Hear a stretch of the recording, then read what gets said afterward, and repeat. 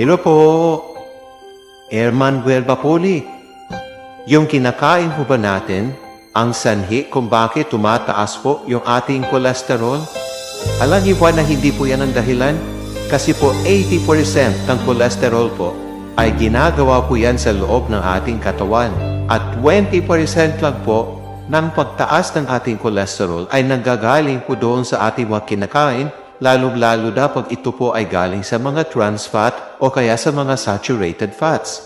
At alam niyo ba, na pag tayo po ay nakakain ng mga pagkain na matataas po sa kolesterol, ang ginagawa po ng ating atay, binabawasan po niya ang paggawa ng kolesterol doon sa atay. At hindi lang po yon.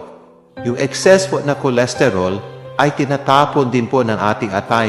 Ini-excrete po niya, nilalabas po niya sa ating pong katawan. Kaya napakahalaga po na proteksyonan po natin itong ating atay. Kasi pag ito po ay gumagana ng maayos ay hindi po talaga tataas yung ating kolesterol. Ano ba yung nakakasira po ng ating pong atay? Namumuna na po dyan yung pag-inom po natin ng alak.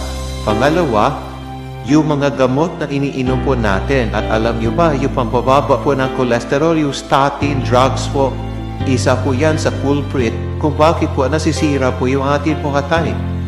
Siyempre, nandyan din po yung mga antibiotics, andyan po yung mga pain reliever, mga chemotherapeutic agents, at kung ano-ano pang mga gamot.